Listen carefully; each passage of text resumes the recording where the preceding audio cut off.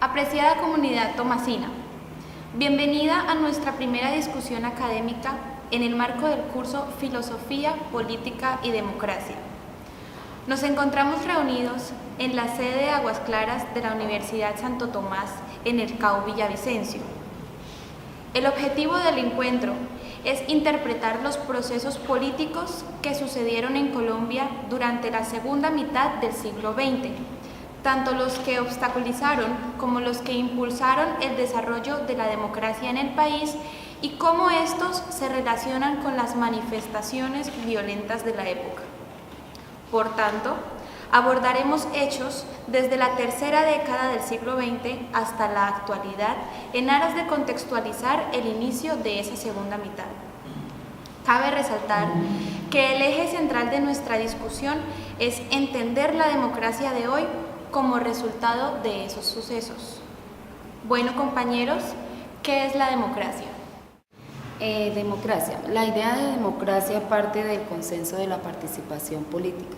También podemos decir que la democracia es el mejor sistema político, ya que permite construir sociedades más justas y más humanas, ya que permite una confrontación, un enfrentamiento ideológico, permite la posibilidad de construir el sueño de libertad tanto individual como colectivo.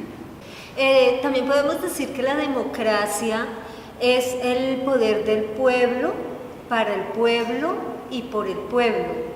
Y como lo decía John, es uno de los sistemas más justos, porque gracias a su división de poderes no se concentra el poder en una sola persona, sino que muchos estamentos toman decisiones. Bueno, compañeros, yo estoy de acuerdo con ustedes. Sin embargo, tenemos que tener en cuenta que la democracia, al ser una idea, pues no se puede encasillar, pues como lo veíamos en el video de Diana Uribe que encontramos en los recursos de la plataforma, las ideas viajan en el tiempo. Por tanto, pues tenemos que tener en cuenta para nuestra discusión que no nos podemos encasillar en lo que tenemos como preconcepciones de democracia, sino que nos enfoquemos en los diferentes conceptos que podemos encontrar en los diferentes marcos de tiempo que tenemos. Después de haber escuchado sus opiniones, ahora por favor cuéntanos, Natalie, sobre la democracia en Colombia. Bueno, pues en nuestro país, aunque ya se vivía la democracia, el general Gustavo Rojas Pinilla asumió el poder a través de un golpe de Estado.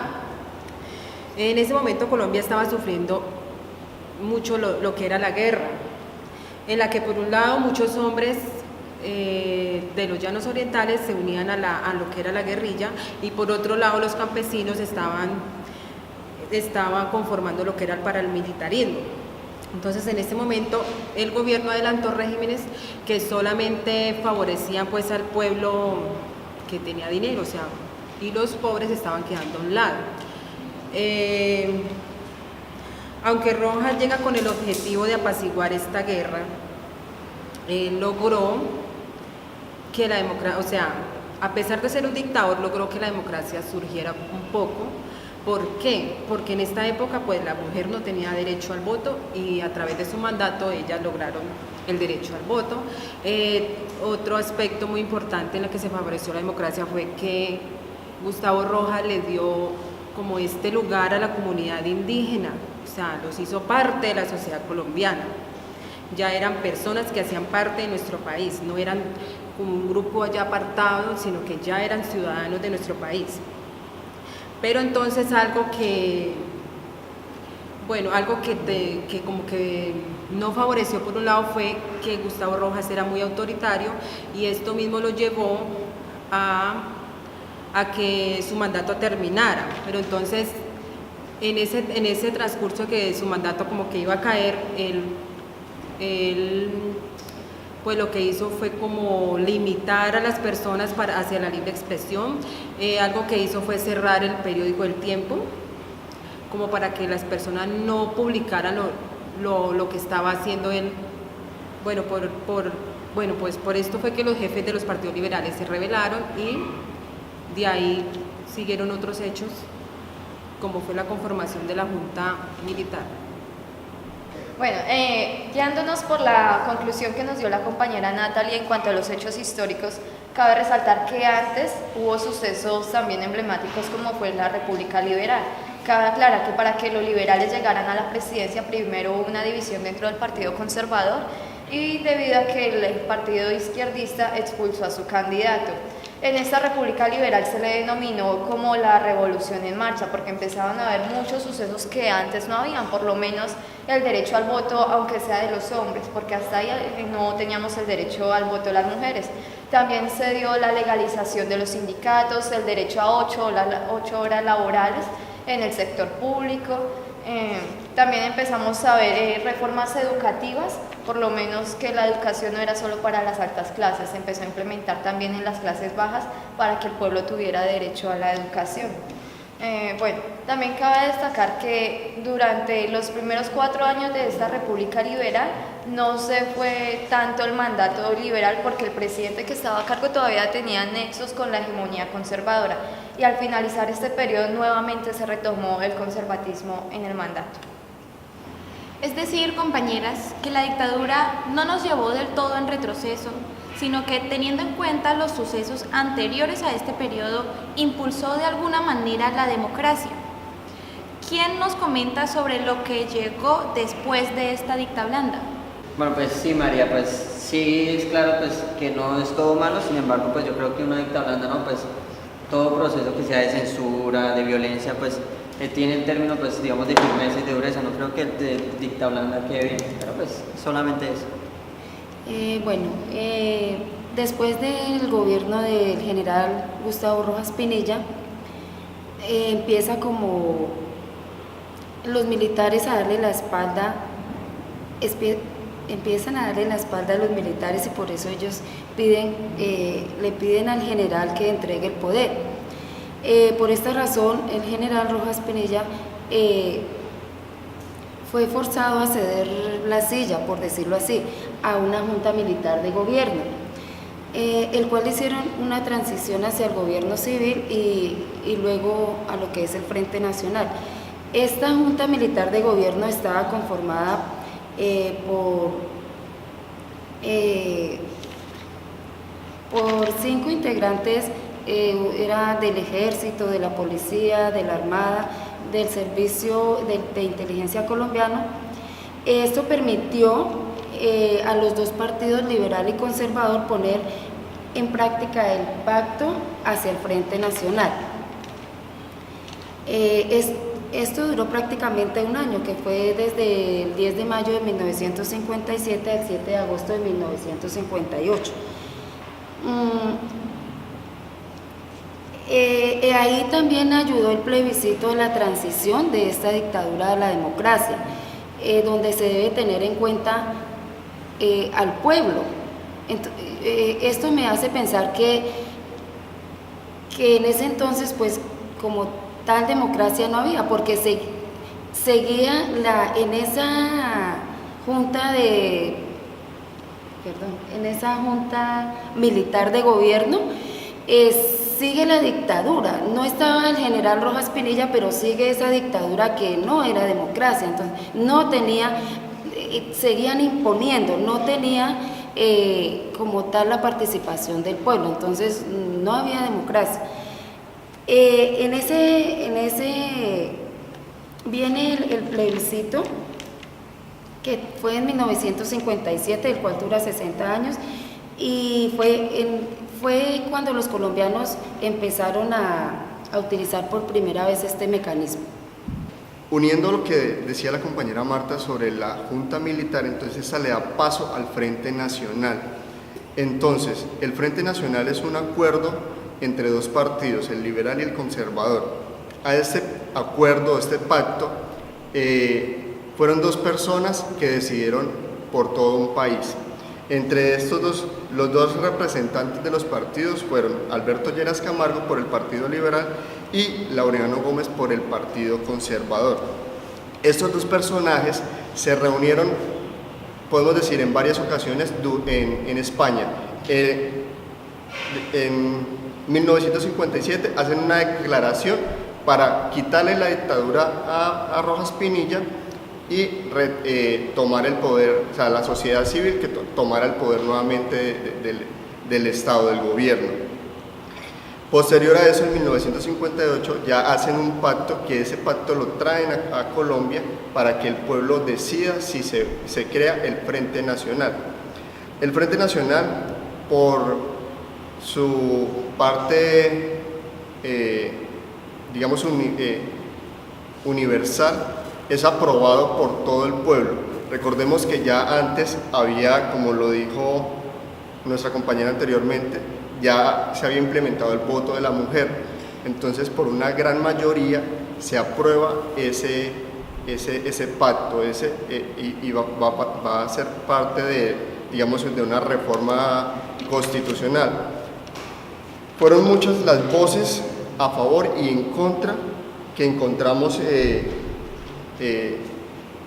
frente al Frente Nacional, porque hay unas voces que dicen que salvó la democracia de la dictadura, pero otras voces dicen que el Frente Nacional pasó de ser de una dictadura militar a ser una dictadura civil, ya que eran solo dos partidos que estaban gobernando, ya que no permitía a los otros movimientos del pueblo poder ser elegidos como presidente de Colombia.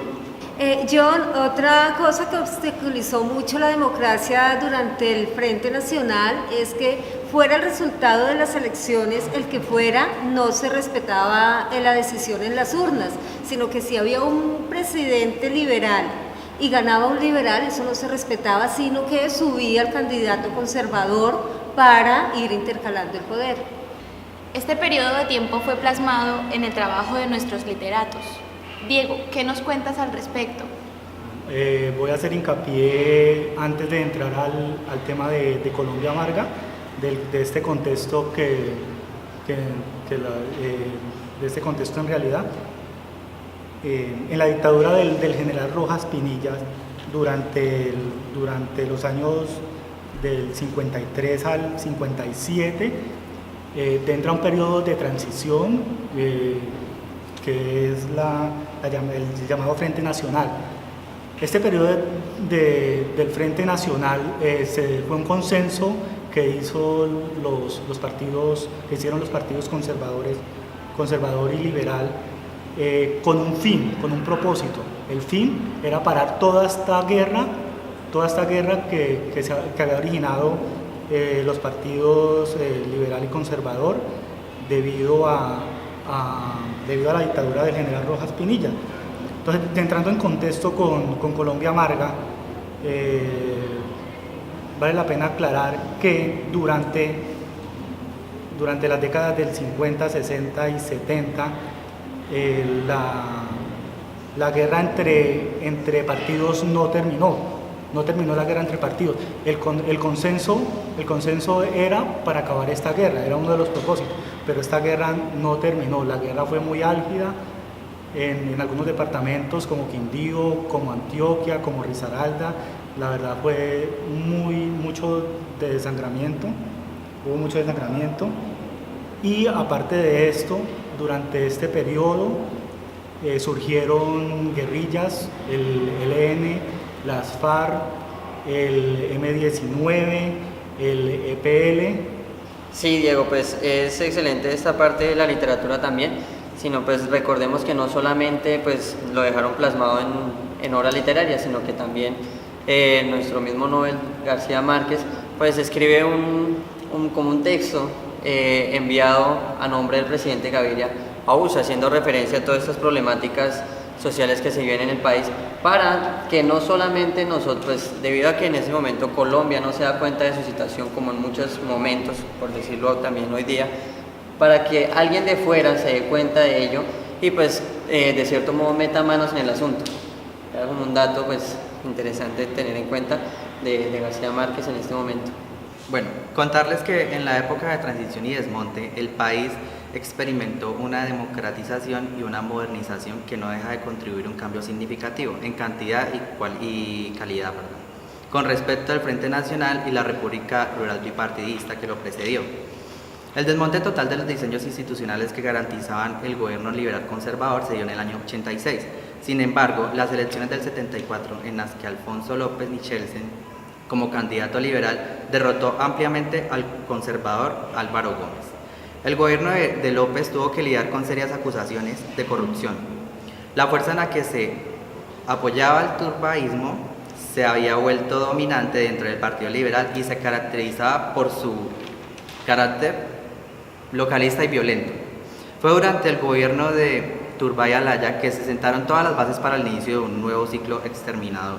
Turbay también se enfrentó a una posición cada vez más radicalizada, a una intelectualidad que adquiría la mayoría de edad al abandonar la cofia bipartidista y una ofensiva guerrillera liderada por el grupo M19, que a través de sendos espectaculares reclamaban un diálogo de paz desde una posición de fuerza.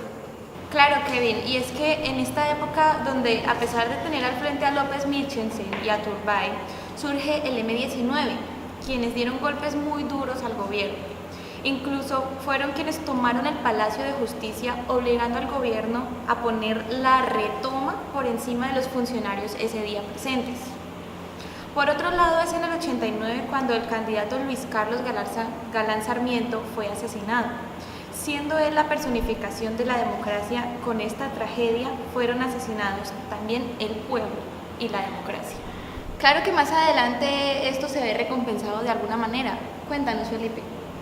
Bueno, pues luego de la muerte de Galán, pues el poder cae en el candidato Gaviria, que gana las elecciones, y pues de ahí se impulsa lo que fue la nueva Constitución de Colombia en 1991, que tiene unos rasgos importantísimos a destacar, que son que el poder ya no va a caer tanto sobre la iglesia, es decir, que los poderes políticos se dividen de la iglesia, dando un paso grande a la democratización del país. Tengamos en cuenta que cuando se habla de la Constitución Política de 91 estamos hablando de Colombia como un Estado de Derecho, y el derecho pues tiene la característica de ser impersonal, es decir, que es el gobierno de las leyes y no de ninguna persona. Y de acuerdo a esto pues nace algo muy importante en Colombia, que es la Corte Constitucional, quien pues está por encima de todo, haciendo velar que esta Carta Magna, ley de leyes, se ejerza tal como quedó plasmada. A esta carta pues también se le impulsan, se le nombra como la Carta de los Derechos Humanos, pues debido a que, como venía diciendo, tiene un corte con la anterior, da paso a la tutela. Esto tiene que ver muchísimo con las libertades individuales de la persona, porque pues si bien en la del 86 no existía la tutela, porque los intereses particulares no estaban en primacía, sino que más bien eran los intereses colectivos. También vale la pena decir que detrás de toda constitución pues hay un margen filosófico, ¿cierto? Entonces lo que se marca es un ideal de país. Lo que se busca con la Constitución Política de 91 es un paso agigantado a pasar de un país pues que tiene un estancamiento democrático que hemos venido viendo a través de las diferentes posturas de nuestros compañeros, y la Constitución del 91 da ese salto grandísimo a que sea el gobierno de las leyes. Es un proyecto de país a largo plazo, es decir, que Colombia es, como por decirlo, comparado con muchos países europeos, un bebé. Entonces, ¿quieres decir algo? Felipe, yo lo que quiero decir es que no son los intereses particulares los que empiezan a primar sobre los intereses colectivos, sino que la tutela nace para defender los derechos individuales, los derechos básicos, el derecho a la salud, el derecho a la vida, el derecho al trabajo, los derechos fundamentales, pero esos no son intereses particulares. Hay que destacar que el compañero Felipe, que la Constitución de 1991 está inmerso el surgimiento de un sinnúmero de entes de control, los cuales hacen seguimiento del proceder de las instituciones del Estado en sus tres ramas del poder público. Bueno, a partir de la Constitución de 1991, como nos lo decía Felipe, el país cambió, la forma de la democracia cambió, se hizo más amplia, más participativa, nacieron muchos partidos políticos de gente que antes estaba excluida, ahora estaba incluida. Desafortunadamente, todo esto se fue desconfigurando y llegó un momento en que las acciones de la guerrilla de las FARC tenían al país sumido en un caos total. Muchos secuestros, las llamadas pescas milagrosas. Andrés Pastrana intentó un acercamiento con ellos, acordémonos del famoso episodio de la silla vacía, donde Manuel Marulanda Vélez no quiso asistir a firmar el pacto del Caguán, argumentando que no tenía garantías para su vida y dejó al presidente sentado solo allá. Aprovechando todo esto, apareció una figura en la escena política, pues ya no fue un advenedizo totalmente, él ya venía haciendo política y se lanzó, que fue Álvaro Uribe Vélez. Él tenía como bandera la seguridad democrática y la idea firme de combatir la guerrilla a sangre y fuego. Sí hubo cambios importantes durante los periodos de gobierno de Álvaro Uribe. La guerrilla un poco dejó su accionar, pero surgieron grupos paramilitares también que llegaron a devastar al país. Dentro de los daños a la democracia que hubo durante el periodo de Álvaro Uribe Vélez, encontramos la censura, porque el organismo que cuidaba la seguridad del país, el DAS, chuzaba a los magistrados. Chuzaba es una palabra para decir que interceptaba las comunicaciones de los magistrados, de los periodistas, de la oposición, de los grupos de izquierda, de todo aquel que no estuviera de acuerdo con el gobierno. Otro atentado gravísimo contra la democracia fueron los llamados falsos positivos, donde por medio de engaños y mentiras atraían jóvenes drogadictos o pequeños ladronzuelos de barrio y los llevaban, los mataban, los ejecutaban y los hacían pasar por guerrilleros para mostrar resultados al país. Otro gran atentado a la democracia fue el cohecho. Acordémonos que para reelegirse en el segundo periodo, Álvaro Uribe cambió un articulito de la Constitución y para eso tuvo que tocar muchas puertas, pero no de una manera muy legal. Entonces el Senado, los representantes a la Cámara, el Congreso, todos se involucraron para que a él lo reeligieran. Hubo una figura que se llama cohecho, que jurídicamente es entre dos personas, pero en esa oportunidad solo fueron imputadas de las dos, una sola, quedando libres los otros.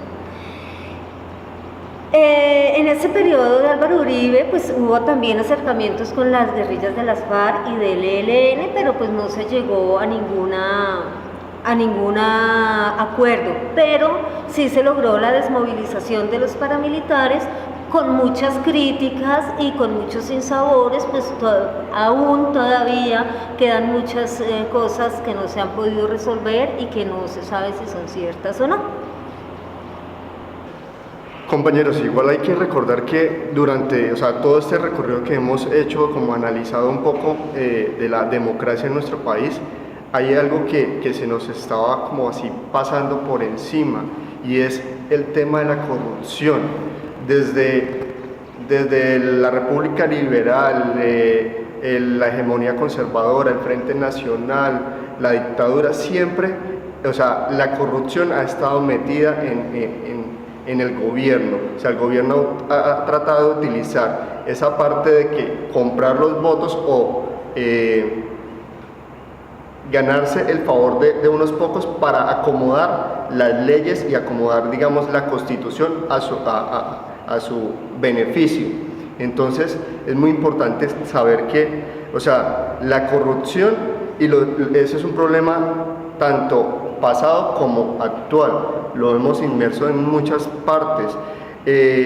No solo eso, durante la historia también hemos visto cómo el dinero ilegal que proviene del narcotráfico, de cosas ilícitas, también ha ingresado digamos, al gobierno como tal. O sea, hay distintos ejemplos claros donde se ve que dinero ilegal ingresó a esas campañas y así acomodan la Constitución. El caso que hablaba Gladys, donde decía que Uribe manipuló de cierta forma la Constitución para ser reelegido. Entonces compró votos,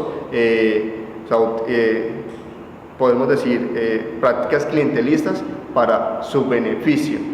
Entonces eso creo que es uno de los puntos más controversiales y donde más y uno de los que más ha obstaculizado la democracia en Colombia, y es la corrupción. ¿Listo? Y es una cosa que debemos empezar a manejar desde nosotros mismos, o sea, desde nuestra vida personal. Si no empezamos desde lo pequeño, no vamos a llegar nunca a derrotar o sacar la corrupción de nuestras vidas y de nuestro país. John, eso me hace acordar del libro de Gabriel García Márquez, La mala hora, ¿no? Donde la persona, empezando porque no sabemos quién fue el que hizo todo, por dónde empezó todo a dañarse la sociedad, una sociedad tan pequeña, y nos damos cuenta que quien se creía que iba a ser el gran salvador, el que iba a volver el orden, la moral, la rectitud al pueblo, era quien lo estaba consumiendo, quien lo estaba extorsionando para él apoderarse de todo. ¿Sí ve? Entonces, nuestra política como que es un círculo, ¿no? Nuestros padres dicen, la política era horrible en mi época. Nosotros decimos, nuestra política es horrible en nuestra época. Nuestros abuelos dirían, la política era horrible, y nuestros hijos van a tener que decir lo mismo. Y me uno a la voz de John, de que nosotros empecemos, ¿no?, a decirles a las personas que conocemos, cercanas, que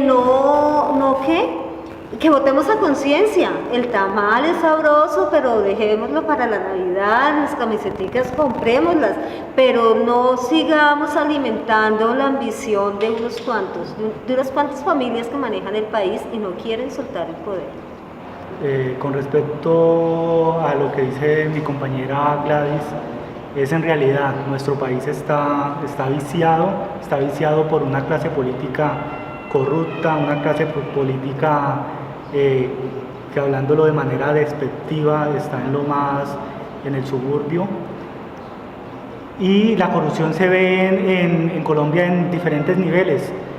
Los políticos corruptos, cuando tienen la capacidad de compran jueces, y la corrupción tristemente también se ve en las clases populares. ¿En qué sentido se ven las clases populares? Observamos en los diferentes pueblos de Colombia.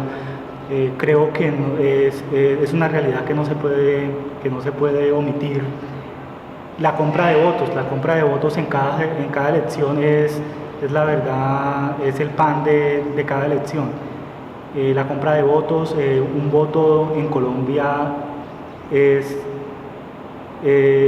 la verdad triste ver que un voto vale 20.000, o como dice la compañera Gladys, vale cualquier tipo de merienda, por no citar ninguna, o cualquier tipo de presente que le den a una familia que tristemente desconoce que esto a futuro nos acarrea que los rubros de nuestra nación se han desviado a bolsillos de esos personajes corruptos. Teniendo en cuenta el atentado hacia la democracia, como lo decía mi compañera Gladys antes, en el texto Colombia Amarga, en las crónicas que cuenta Germán Castro Caicedo,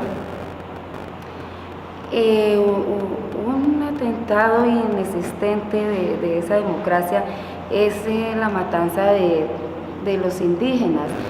Yo veo que bueno, eso se vio o se vivió más en los llanos orientales, que la gente veía a los indígenas como que eran animales y los mataban como tal.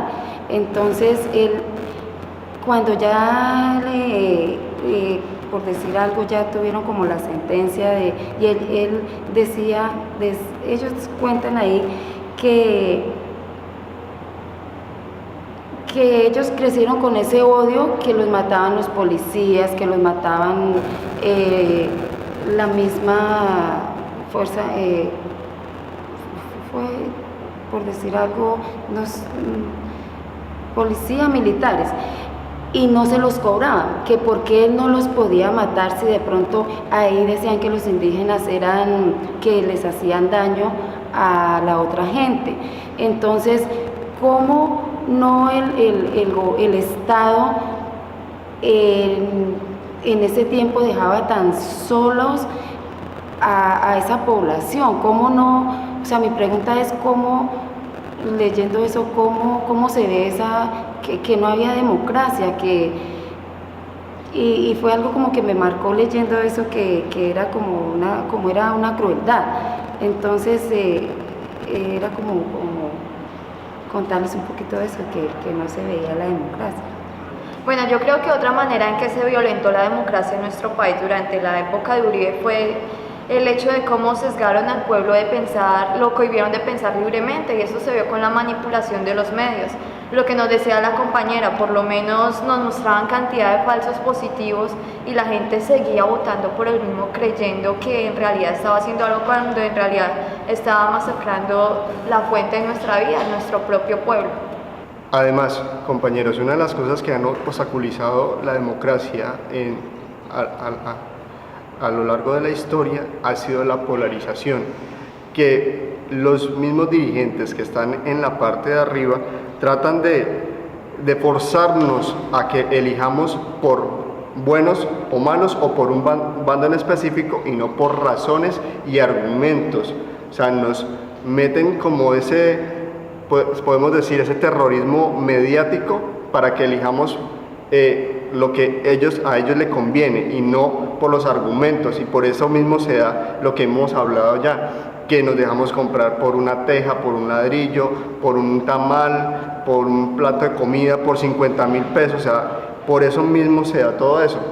Entonces los medios de comunicación también ayudan a eso, y los políticos se valen de eso, y ya ahorita las redes sociales también hacen parte de que construyan un medio para desvirtuar la democracia, ¿ya? Para que siempre el poder de los que dirigen se mantengan, y es lo que estamos viendo. O sea, siempre son las personas, como ya lo hemos hablado, las mismas personas, las mismas familias que están ahí, porque vemos los hijos, los nietos de los mismos presidentes que estuvieron durante el Frente Nacional, durante la dictadura, y los que estuvieron después en esa etapa como de transición. Eso es lo que estamos viendo acá.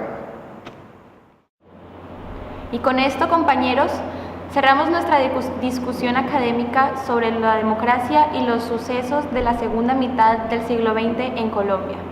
Llegamos a las siguientes conclusiones. Desde la mirada pedagógica podemos preguntarnos, como futuros docentes, ¿vamos a enseñar simplemente a leer la historia de nuestro país o analizarla, tomar cartas en el asunto y cambiar nuestro rumbo? Desde la perspectiva humanística podemos decir que nosotros los colombianos tenemos muy poco sentido de pertenencia por nuestro país, nuestra nación, nuestros recursos naturales, nuestros niños, nuestros indígenas, y priman desgraciadamente los intereses individuales sobre los intereses colectivos y generales. Otra de las conclusiones que podemos llegar en este debate o discusión es que la democracia ha sido respetada en la forma, más no en el fondo, ya que, por ejemplo, se permite que votemos, que vayamos a las urnas, pero muchas veces esas decisiones que el pueblo toma no son tenidas en cuenta por la clase dirigente del país. Bueno, desde la perspectiva de educar a nuestros estudiantes, es más enseñarlos a ser críticos y ciudadanos, no, como decía mi compañera, no ese volver y seguir leyendo nuestra historia, obvio que tenemos que conocerla, pero es apuntar a que en un futuro sean críticos en la sociedad. Como conclusión, desde la reflexión, ¿estamos realmente en un Estado democrático? o solo es una quimera intrínseca en nuestra nación. Otra conclusión que me parece muy importante resaltar en este ejercicio que estamos llevando a cabo es que hoy día hay muchas personas que no están como contextualizadas de lo que ha pasado en los años anteriores, y asimismo no como que no están como en el enfoque de saber qué es lo que está pasando actualmente, y sabemos que, o sea, muchas cosas, muchos eventos de los que ocurrieron anteriormente, algunos o muchas veces todos son los que vienen influyendo en la actualidad. Entonces, pues nosotros como docentes es importante, como dijo mi compañera Marcela Tinjaca, que nosotros a nuestros estudiantes demos como esas pautas, como esas semejanzas, para que ellos tengan presente como la conceptualización de lo que ha venido ocurriendo, y asimismo qué cosas están influyendo todavía en el presente.